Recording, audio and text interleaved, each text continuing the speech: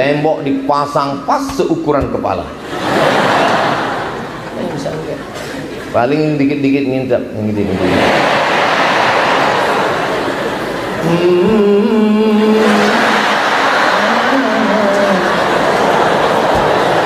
Gak bisa, karena di depan sama di perbatasan ini dikawal dengan yang baju hitam semua. Mana?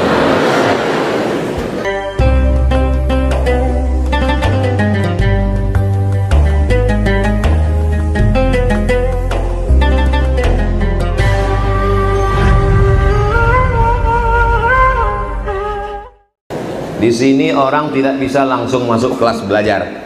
Dia mesti ada namanya tajhizi. Jahaza yujahizu tajhiz. Tajhizul janazah. Persiapan.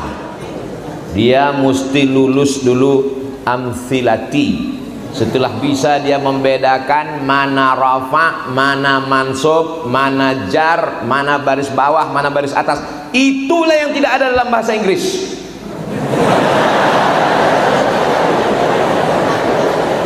Ada. Asyhadu anna Muhammadur Rasulillah. Orang Inggris nyantai aja. Emang masalah buat lo? Tapi anak Al-Falah tahu bahwa itu salah. Mana ada dalam bahasa Inggris? This is Muhammadun. I am walking with Muhammadin. I see Muhammadan. Because Muhammadan is object. Wa alamatu nasbihi fathatun zahiratun fi akhirih. Mana ada? Itu hanya ada dalam bahasa Arab. Ada 3 yang tidak ada dalam tradisi yang lain. Yang pertama i'rab, yang kedua nasab, yang ketiga sanad. Pertama i'rab, ada dalam bahasa Banjar i'rab? Enggak ada. Yang kedua nasab, kita paling nasab dihafal waktu nulis nama di Al-Azhar. Al-Ismur Rubai, nama 4, Abdul Somad bin Bakhtiar bin Yahya bin Ahmad Syah. Habis itu udah nggak ingat lagi. Itu pun nelpon nanya ke kampung dulu. Gimana kalau dia keluarnya dari tabung? Abdul Somad bin tabung 9 kilo. Ada namanya i'rab, ada namanya nasab, ada namanya sanad. Sanad kamu dapat ini dari mana? Dari Sahih Bukhari. Imam Bukhari dapat dari siapa? Abdullah bin Maslamah. Abdullah bin Maslamah dapat dari siapa? Malik bin Anas. Malik bin Anas dapat dari siapa?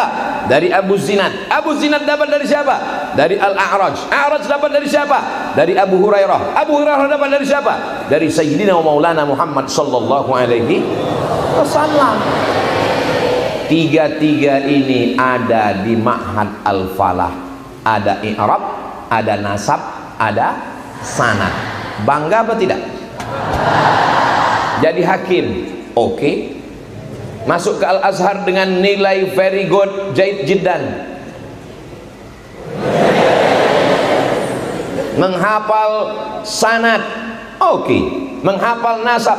Bagaimana mungkin Ma'had Al-Falah santrinya tidak hafal sanad? Orang dia hafal 2000 hadis. Hadis di kepalanya. Di saat anak-anak muda seusia dia di luar sana sibuk dengan dunia, di sini dia menjadi menghafal hadis. Temannya di luar menghafal hadas.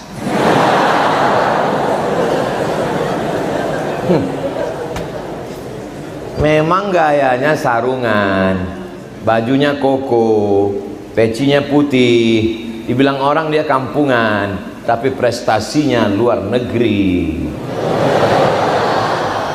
Ente gaya celana jeans sobek, pakai anting, bahasa Inggris 0, bahasa Arab apalagi, isi kepala game online PlayStation, masih masuk neraka jahanam. Oleh sebab itu maka saya sedang berada di tengah anak-anak yang prestasinya luar biasa, tapi adab sopan santunnya juga luar biasa. Tadi waktu saya masuk di pintu gerbang, saya perhatikan, emak-emak semua yang masuk. Cuman saya nggak ngomong, saya dalam hati aja. Terus saya tengok di jalan cuma 2 baris santri. Manalah santri? Rupanya kata ketua yayasan Ustaz Abdul Somad, yang ini 2000, yang ini 2000. Kalau nggak percaya, hitung sendiri. Luar biasa. Jangan nilai orang dari casingnya, kau nilai dari sarungnya, kau nilai dari pecinya, kau nilai dari kokonya. Tapi jangan kau tes bahasa Arabnya, jangan kau tes hafalan Qur'annya, jangan kau tes hafalan hadisnya. Semuanya di dalam kepala. Di dalam kan? Saya sampai sekarang nggak ngerti kenapa orang mengatakan, Ustaz itu di luar kepala, berarti nggak ada isinya. Saya nggak mau kalau dibilang di luar kepala, di dalam kepala. Oleh sebab itu adik-adikku sekalian, kenapa Ustaz nggak panggil anak-anak? Orang kita cuman beda kelas beberapa tahun aja kok.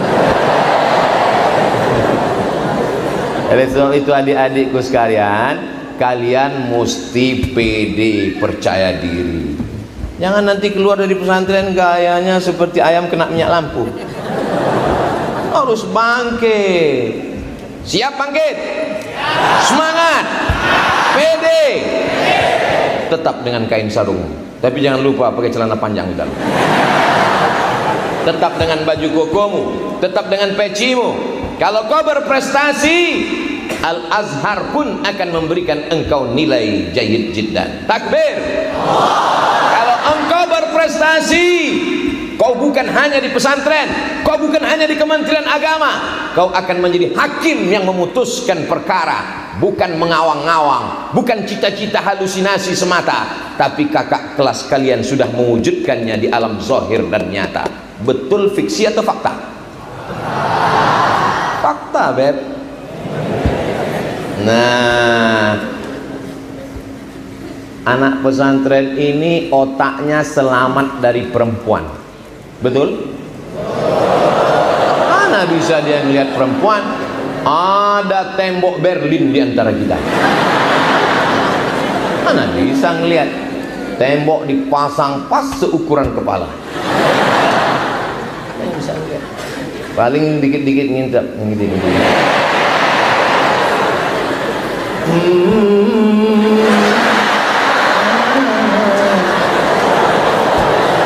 Tak bisa, karena di depan sama di perbatasan ini dikawal dengan yang baju hitam semua. Mana?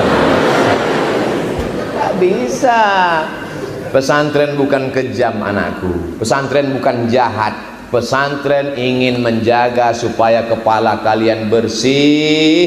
Syakautu ila waqi'in su'a hifzi fa arsyadani ila tarkil ma'asi li'anna al-ilma nurun wa nurullahi la yuhdalil asi. Sabar, semua ada saatnya.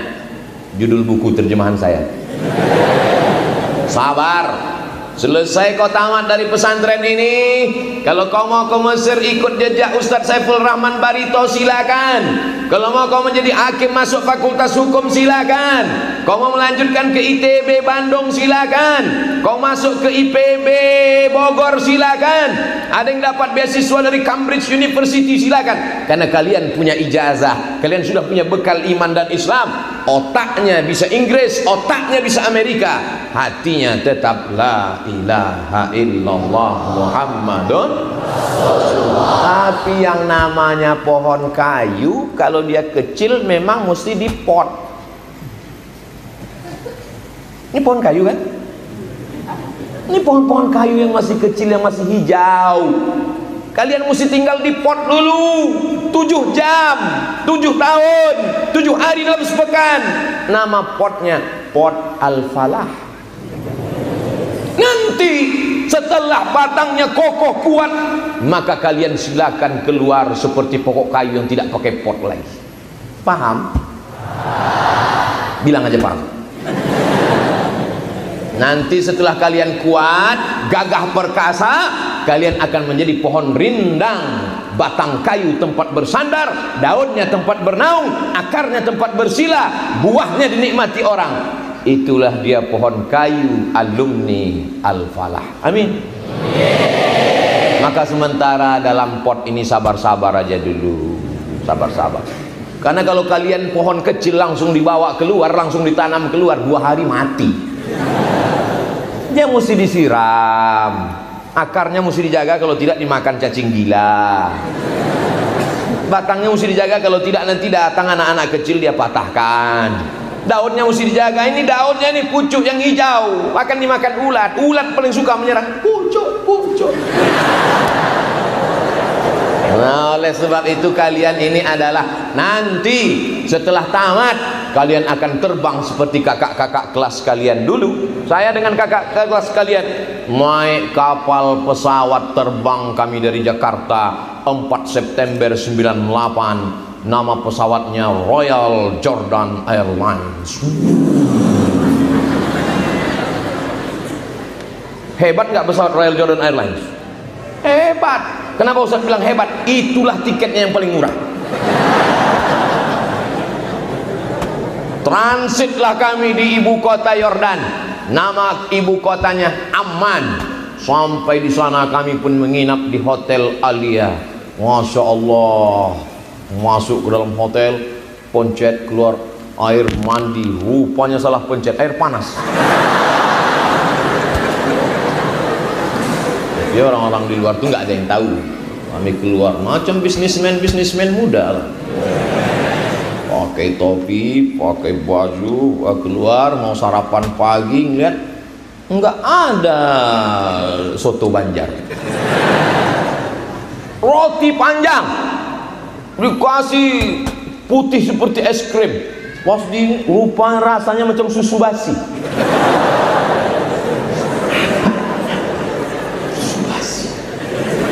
Punya yogurt, YOGURT,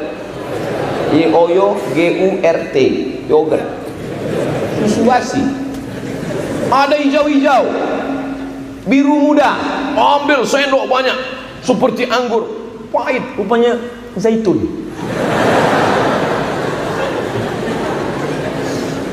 Saya tengok wajah teman saya, tak ada yang bahagia.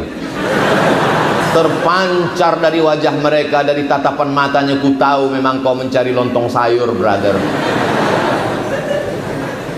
Saya slow aja, saya belah roti panjang roti, saya belah, saya ambil isinya, kulitnya saya buang, isinya yang lembut itu saya celup pakai susu, itu saya makan. Allahumma barik lana fi ma razaqtana.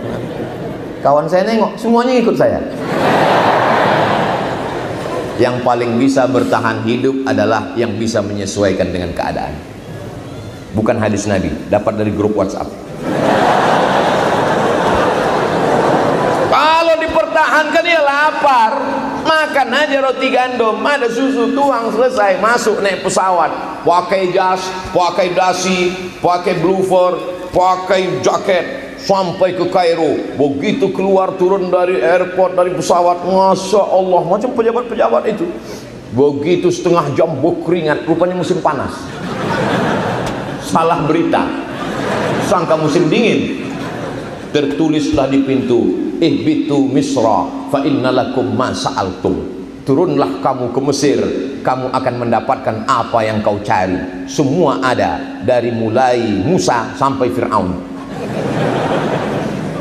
Saya tidak paksa adik-adikku untuk ikut kami. Mau ke Mesir silakan. Kalau enggak kau Mesir, ya enggak paksa. Makanya banyak orang tua yang nelpon saya, Ustaz Abdul Somad, saya ingin anak saya dikirim ke Mesir. Yang mau ke Mesir bapak apa anaknya? Saya apa Ustaz? Kalau gitu bapak aja pergi. Kita tidak bisa paksa anak-anak kita sesuai kemauan dia masing-masing. Ada di antara anakku yang memang mau ke Mesir, silakan. Tapi yang tak ada mau ke Mesir, kita tanya, kau mau kemana? Aku mau ke Amerika Pak Ustadz. Yang memotivasi kamu ke sana apa? Donald Trump.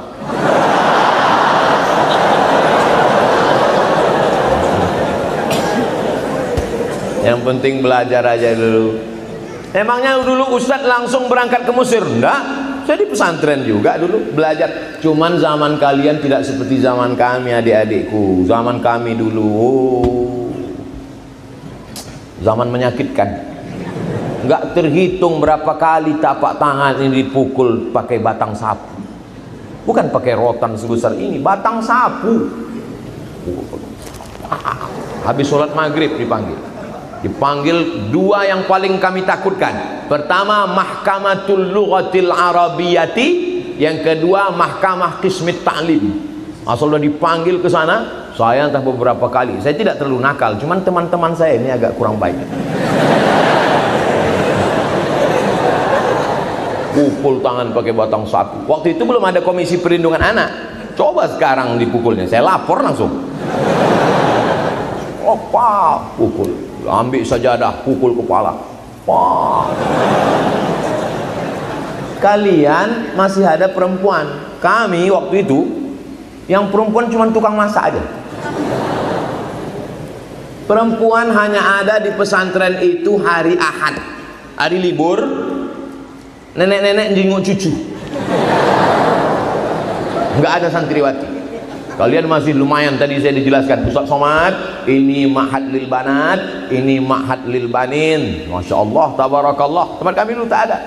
Bayangkan malunya di hari Ahad, hari libur, berdiri di tepi jalan, orang lalu lalang, di depan kita pakai whiteboard, papan tulis, inilah orang yang paling sering melanggar peraturan pondok.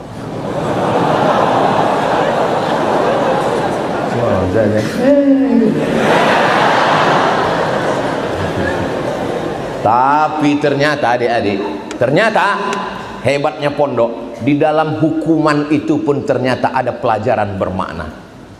Coba bayangkan dulu kalau tidak kena hukuman itu, pas digemetaran kan, grogi kan, udah putus urat-urat itu. 1 hari, setengah hari. Oleh sebab itu pondok itu luar biasa. Orang yang sayang dengan anaknya, bukan yang membiarkan anaknya di kamar, belikan handphone, belikan mobil, belikan TV besar, anaknya bisa jadi hantu. Hai orang-orang tua dimanapun kau berada, kalau memang kau sayang pada anakmu, maka kau didik dia menjadi orang yang bisa bersosialisasi dengan orang banyak. Kirim dia ke pesantren. Kalau kau berada di pulau Kalimantan, khusus Kalimantan Selatan, antarkan dia ke Banjarbaru, pesantren Al-Falah.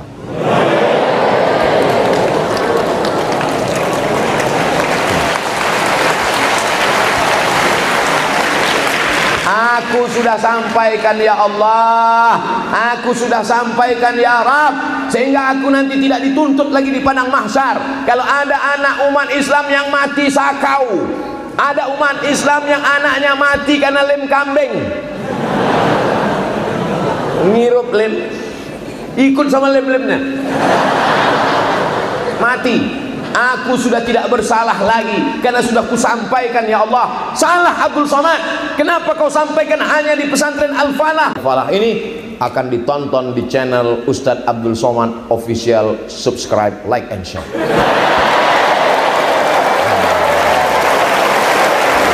Oleh sebab itu maka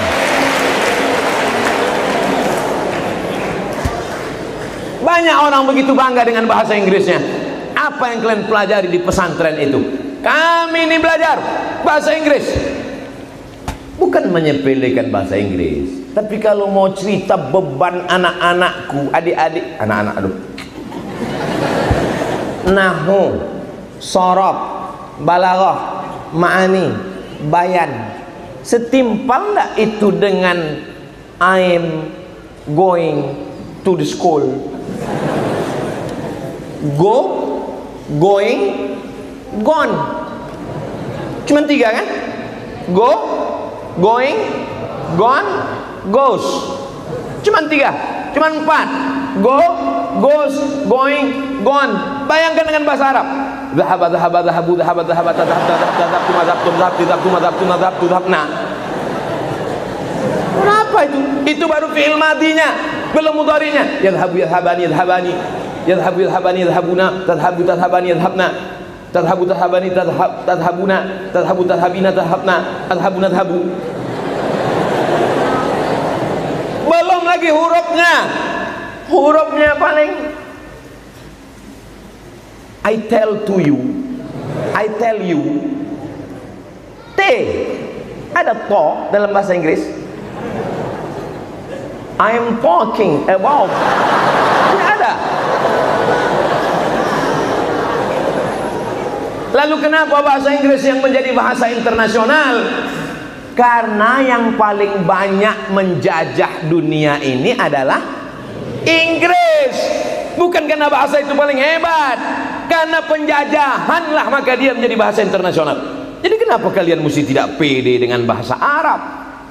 Bahasa Arab bahasa yang dipakai oleh makhluk paling mulia Sayyidina wa Maulana Muhammad sallallahu alaihi wasallam. Andai hidup Nabi Muhammad sallallahu alaihi wasallam sekarang, walaupun jarak kita dengan beliau 1442 tahun, datang beliau ke Al-Falah hari ini, bisakah kita berbicara dengan Nabi Muhammad? Bisa apa tidak?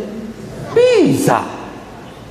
Paling tidak yang bisa kita tanya, "Man rabbukum?" Semua anak-anak MDA, anak TK tahu menjawab itu. Man nabiyuka, man imamuka, man rabbuka. Yang paling simpel sederhana pun kita tahu. Kalau banyak betul dia bertanya ke kita, apa akan kita jawab? Alam aqul laka innaka lan tastati'a ma'iya sabra. Oleh sebab itu maka kita mesti bangkitkan percaya diri kita. Ini baru poin yang pertama, prestasi pesantren.